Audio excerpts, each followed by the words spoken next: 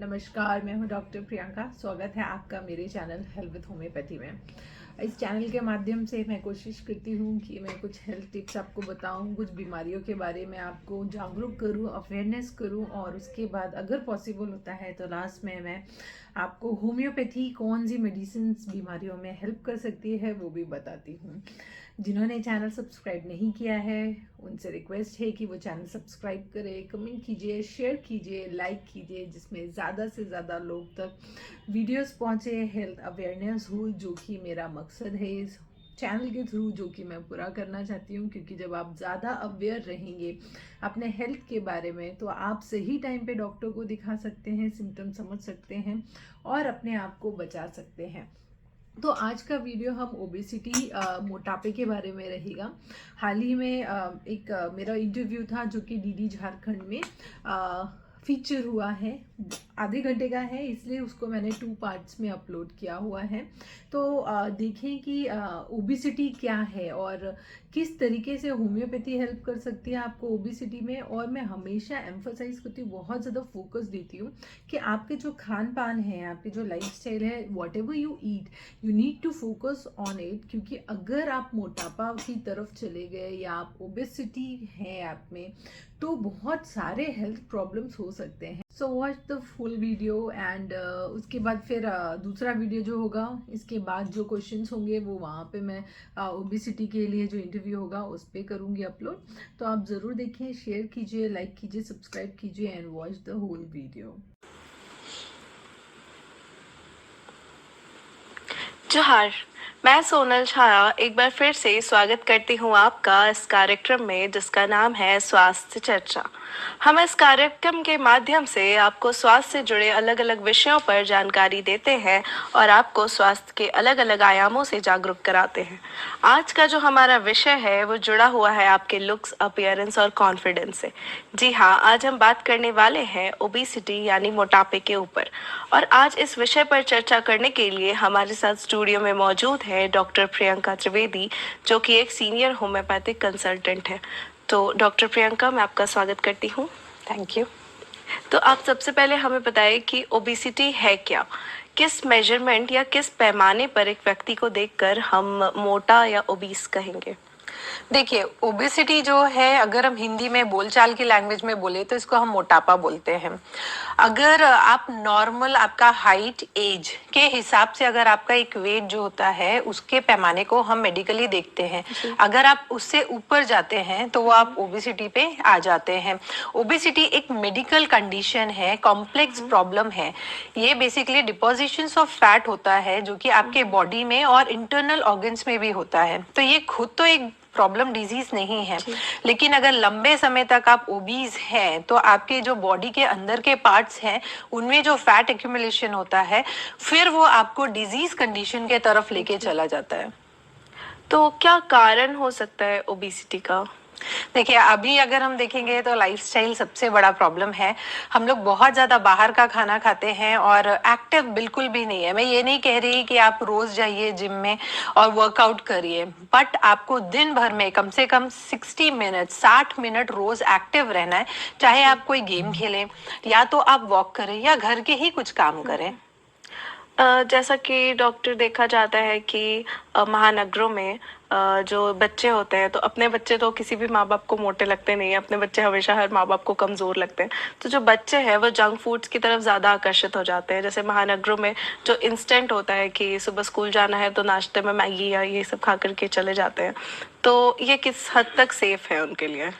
देखिए, प्रॉब्लम बच्चों का नहीं है। आप जो करेंगे खुद और जो खाएंगे बच्चा वही फॉलो करता है। अगर आप खुद मैगी रोज खा रहे हैं और अगर आप अपने बच्चों को बोलते हैं, चाहे वो महानगर में हो या छोटे सिटीज में भी हो, अगर आप जंक खाएंगे तो आपका बच्चा भी वही सीखेगा। और अगर आप एक हेल्दी लाइफस्टाइल फॉलो करते हैं, चाहे वो खान पान की बात हो या एक्टिव रहना हो दिन में, तो आपके बच्चे भी वही सीखेंगे। बट होता क्या है हमारे साथ, हम खुद तो अपना लाइफस्टाइल बहुत अच्छा नहीं रख पाते हैं किसी भी कारण से, और बच्चों को भी कि बच्चा खा नहीं रहा है, अच्छा उसको चिप्स पसंद है, हम उसको चिप्स दे देते हैं।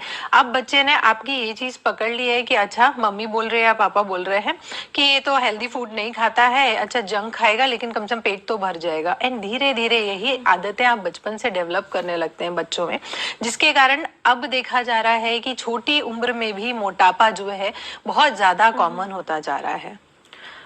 तो जैसा कि देखा जाता है कि जंक फूड्स एक एडिक्शन की तरह हो जाता है। मतलब हम लोग अगर एक बार जंक फूड्स खाते हैं तो फिर बार बार ऐसे मन करता है कि नहीं इस बार जंक फूड ही खा लेते हैं, या फिर लोग जंक फूड्स की तरफ ज़्यादा आकर्षित हो जाते हैं हेल्दी फूड्स की दौरान। तो क्या होम्योपैथ में इस एडिक्शन का कोई इलाज है? देखिए, होम्योपैथी के थ्रू हम क्या कर सकते हैं, आपका जो क्रेविंग है टुवर्ड स्पेसिफिक, जैसे कि मीठा खाने की क्रेविंग है या आपको सॉल्ट खाने का बहुत मन कर रहा है, तो होम्योपैथी में ऐसी बहुत सारी मेडिसिन हैं, आपसे सिम्टम्स लेके हम प्रिस्क्राइब कर सकते हैं और आपकी जो एडिक्शन है, क्रेविंग है, उसको धीरे धीरे कम कर सकते हैं। एडिक्शन के लिए तो पेरेंट्स को और खुद को आपको आपके ऊपर काबू रखना पड़ेगा कि खाइए, मैं मना नहीं करे कि मत खाइए, क्योंकि ऑब्वियसली जो अच्छा लगता है वो आपके लिए हेल्दी नहीं होता है। बट और भी तरीके हैं कि आप इसको अपने लाइफस्टाइल से धीरे धीरे करके कट कर सकते हैं। जैसे हफ्ते में 10 दिन खाया, और अगर आप खा रहे हैं हेल्दी फूड, नहीं खाते हैं जंक फूड पे हैं, तो वो प्रोसेस्ड ना हो, कोशिश करें, या बहुत कम खाएं और डेज जो है वो काफी गैप करें। तो ओबेसिटी के साथ किन तरह की बीमारियां जो है वो एक व्यक्ति के शरीर के अंदर प्रवेश करती हैं? देखिए, ओबेसिटी ना अब ऑल ओवर द वर्ल्ड सबसे बड़ा एक चिंताजनक कारण बनता जा रहा है हेल्थ के लिए, क्योंकि 90% ऑफ योर हेल्थ प्रॉब्लम जो है वो आपके ओबेसिटी के कारण होते हैं। जैसे कि एक एग्जांपल दे रही हूँ मैं आपको, अगर आप बहुत लंबे समय तक ओबीज हैं तो आपको दौड़ने में, भागने में दिक्कत होगा, इसका मतलब है आपको ब्रीदिंग इश्यूज स्टार्ट हो जाएंगे। अगर आप ओवरवेट हैं तो आपके जो जॉइंट्स हैं वो भी धीरे धीरे धीरे जवाब देना चालू कर देते हैं। इसके अलावा आपने सुना होगा कि हाई बीपी हो जाता है, कोलेस्ट्रॉल हो जाता है, तो ये धीरे धीरे डिपोजिशंस जो होते हैं फैट के, वो आपके ब्लड वेसल्स में भी इकट्ठा होने लगते हैं, आपके हार्ट के पास भी इकट्ठा होने लगते हैं, जिससे आपका हार्ट अटैक हो सकता है, हार्ट हेल्थ बहुत खराब होने लगती है। इसके अलावा अगर हम आपके बाकी जगह जाएं तो आपने सुना होगा गॉल ब्लैडर स्टोन बहुत कॉमन है, तो गॉल ब्लैडर स्टोन्स में भी ये डिपोजिशंस इन्हीं के होते हैं। फिर लीवर हो गया, आपका पैंक्रियाज हो गया, और आजकल जो चाहे बच्चे हों या बड़े हों, एक बहुत कॉमन चीज देखी जा रही है इंसुलिन रेजिस्टेंस। आप जब बहुत ज्यादा लंबे समय तक ओवरवेट रहते हैं और डायबिटिक धीरे धीरे की तरफ जाने लगते हैं, तो इंसुलिन रेजिस्टेंस होता है, वो बहुत कॉमन देखा जाता है। आप फिर कितना भी ट्राई करेंगे कि वेट लॉस करना है, बट एक ये बहुत बेसिक कारण है जिसके कारण आप वेट लॉस नहीं कर पाते हैं। लंबे समय तक है तो याददाश्त भी कई बार लोगों की चले जाती है। तो अभी नया और देखा गया है कि अगर आप ओवरवेट हैं तो बहुत सारे टाइप ऑफ कैंसर्स भी अब कॉमन है। ये बहुत सारे लोगों को नहीं मालूम है कि अगर ओबीज हैं, आप में मोटापा है, फैट लंबे समय तक है, तो ये एक मेजर कारण भी है कैंसर के तरफ, जैसे कि कोलोन कैंसर हो गया। अच्छा, तो जैसा कि डॉक्टर साहब, जो होम्योपैथ है उसमें ओवरवेट का कोई इलाज है क्या? बहुत सारे अच्छे ऑप्शंस है होम्योपैथी मेडिसिन में। मैं हर पेशेंट को बोलती हूँ, चाहे रांची में क्लिनिक में देख रही हूँ या मैं इंडिया में देख रही हूँ या इंडिया के बाहर देख रही हूँ, आपके सारे साइन सिम्टम्स लिए जाते हैं। आपकी क्रेविंग क्या है, जैसे कि आपने मुझे पूछा कि अगर कोई एडिक्शन है तो उसके लिए आप कोई होम्योपैथी दवा देते हैं, तो वो सारे बेस पे होम्योपैथी मेडिसिन देते हैं। बट आप ये याद रखिए, कोई भी दवा ना मैजिक की तरह काम नहीं करती है। At the end of the day आपको थोड़ा बहुत आपके खान पान का ख्याल तो रखना ही पड़ेगा, और हफ्ते में कम से कम 3 से 4 दिन 60 मिनट एक्टिव रहना पड़ेगा। चाहे आप कोई गेम्स खेलें, तब कहीं जाके कोई भी आपकी होम्योपैथी दवा आपको काम दिखाएगी।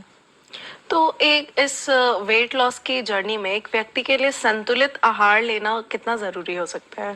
देखिए, अगर आप नॉर्मल वेट पे हैं और आप मेंटेन करना चाहते हैं, तो आप अच्छा खाइए, जो मन करना है खाइए, और आप वर्कआउट करिए। दैट मीन्स आप 60 मिनट्स दिन भर में कम से कम एक्टिव रहिए, और हफ्ते में 4 से 5 बार एक्टिव रहिए। ये आप मेंटेन करके रख रहे हैं।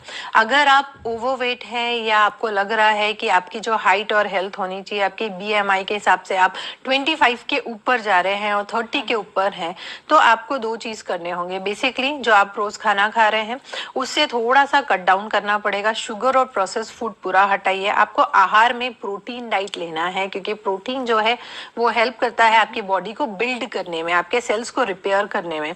जब आप अच्छे से रिपेयर करेंगे तो आपकी बॉडी जो है फैट को यूज करती है एनर्जी के रूप में, और आप धीरे धीरे धीरे धीरे फैट लूज करना चालू कर देते हैं। तो डॉक्टर प्रियंका, ऐसा देखा जाता है कि जो महिलाएं होती हैं या जिनमें थायराइड की समस्या होती है तो उनका वेट बहुत ही जल्दी जल्दी बढ़ते जाता है, और उसके वजह से उनकी फर्टिलिटी भी जो है वो भी कम होती जाती है। तो वो महिलाएं जो है वो बहुत तरीक़ों से वेट लॉस करने का कोशिश करती हैं पर उनका वेट लॉस हो नहीं पाता है, तो वो महिलाएं कैसे अपना वेट लूज़ करेंगी? देखिए, महिलाएं हो या पुरुष, थायराइड दोनों में हो सकता है, और दोनों में उतना ही मुश्किल है वेट कम करना अगर हार्मोन के कारण हुआ है। और थायराइड हार्मोन जो है वो एक बहुत मेजर रोल प्ले कर रहा है छोटे बच्चों में भी, महिलाओं में भी और पुरुष में भी। तो पहले तो आपको आपका थायराइड जो है बढ़ गया है, चाहे वो TSH हो, T3 हो या T4 हो, इसको आपको मेंटेन करना पड़ेगा फर्स्ट थिंग। तो इसके लिए जो भी होम्योपैथी मेडिसिन लेते हैं वो भी काफी हद तक आपको हेल्प करेगा वेट लॉस करने में। इसके अलावा आपको डेफिनेटली आपके डाइट का ख्याल रखना है। याद रखिए, कोई भी चीजें आप एक दिन में नहीं कर सकते हैं। अगर आप वेट लॉस के लिए देख रहे हैं तो ये एक दिन का प्रोसेस नहीं है। आप समझिए कि आपको हेल्दी वेट लॉस करना है, क्योंकि अगर आप 10 दिन में 5 kg कम करते हैं तो वापस जब आप अपने नॉर्मल खान पान के तरफ जाते हैं आप फटाक से ये वेट तो बढ़ाएंगे, साथ में और भी बढ़ाएंगे।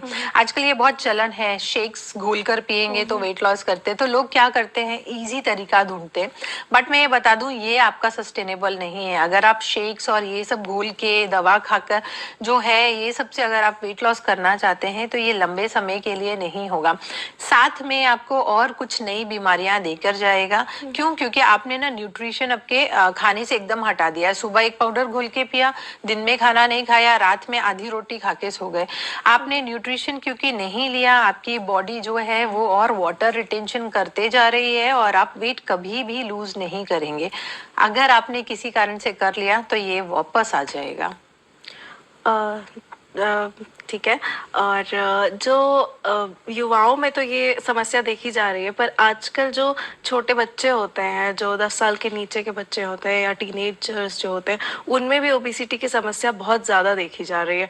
तो इस समस्या को कैसे समाधान करें? पेरेंट्स को, माँ बाप को मैं यही बोलूंगी, आप अपने घर में बच्चों को घर से बाहर निकालिए, फिजिकल एक्टिविटी करवाइए। आजकल आप देख रहे होंगे कि ना सबके हाथ में मोबाइल है, या तो स्क्रीन टाइम है, टीवी है, आईपैड है। पहली चीज आपको ये कट डाउन करना पड़ेगा। मैं ये नहीं बोल रही कि आप खत्म कीजिए, क्योंकि इस जमाने में उनको वो सब भी आना चाहिए, तो वो जरूर दें, लेकिन हफ्ते में 1 दिन दीजिए, आधा घंटा। बाकी दिन आप उनको घर से बाहर निकालिए, ग्राउंड पे ले जाइए, किसी स्पोर्ट्स पे या ऐसी एक्टिविटी पे लगाइए जो उनके रोज को 1 घंटा कम से कम वर्कआउट करवाती है। साथ में जंक फूड जो है आप वो कम कीजिए। आजकल आपका ऑनलाइन घर पे बैठ के आप जो फट से घर पे ऑर्डर कर देते हैं, जब जिसने कहा वो नहीं करना है, कीजिए, लेकिन 10 दिन में एक बार कीजिए एंड पोर्शन कंट्रोल कीजिए। और बच्चों को ये आप एक्सप्लेन कीजिए कि जंक फूड जो है स्कूल्स में बहुत अच्छा है, अभी बोल रहे हैं, आप भी घर से चालू कीजिए कि जो जंक फूड है जितना हम कम खाएंगे आपकी हेल्थ के लिए उतना बेटर होगा। जी। जो प्रेग्नेंट वुमेन होती हैं या जो गर्भवती महिलाएं होती हैं, तो वो प्रेगनेंसी के बाद जो है अपना वेट लूज़ नहीं कर पाती, या उनके पास टाइम नहीं होता है क्योंकि उन्हें एक बच्चे का ध्यान भी रखना होता है, तो वो अपना वेट किस तरीके से जल्दी से लूज़ कर पाएंगी? देखिए, मैं भी एक माँ हूँ, मैंने भी वेट लॉस किया है बहुत आराम से, और मेरे ऐसे बहुत सारे पेशेंट्स हैं जो प्रेग्नेंट होने के बाद ओवरवेट के शिकार हुए। आप थोड़ा समय दीजिए, आप ये समझिए 9 महीने आपने एक बच्चे को लगाया जन्म देने के लिए, तो कम से कम आप उससे डबल तो टाइम लेंगे ही शेड ऑफ करने में। कुछ पेशेंट्स होते हैं जिनकी नॉर्मल डिलीवरी है, वो लोग आराम से 2 महीने के बाद अपने नॉर्मल काम पे आ जाते हैं। अगर आप इस वक्त खाइए, खूब खाइए, बट वही जंक मत खाइए, मीठा मत खाइए, ऐसे खाना खाइए जो आपको और आपके बच्चे के आहार के लिए, मिल्क प्रोडक्शन के लिए अच्छा हो, और आप धीरे धीरे वर्कआउट करें, पैदल चलना चालू करें, और 6 महीने के बाद आप आपके डॉक्टर से मिल के सलाह लेके क्या आप एक्सरसाइज कर सकते हैं और क्या खान पान में आप चेंज चेंजेस कर सकते हैं ये कीजिए। एक बहुत सलाह है मेरी ये सारी न्यू मम्मियों को, सारी जितने भी नई माँ बनने वाली हैं या बन चुके हैं, आप ये ध्यान रखिए आपको कोई जल्दी नहीं है। आप अपना 6 महीने आराम से लीजिए। जब आपका बच्चा बाहर के खान पान की तरफ हो जाएगा और आप पे निर्भर नहीं होगा अपने खाने के लिए, दूध के लिए, तब आप धीरे धीरे सिंपल स्टेप लीजिए। और ये मत सोचिएगा कि मैं पहले ऐसी थी। आपकी जो बॉडी है वो पहले कभी भी वैसे नहीं जाएगी, बट ये याद रखिए कि ओवरवेट के शिकार नहीं हो। हमें 0 फिगर नहीं बनाना है, आप ये ध्यान रखिए। हमें हेल्दी रहना है, इसलिए हमें ओवरवेट नहीं होना है। जी।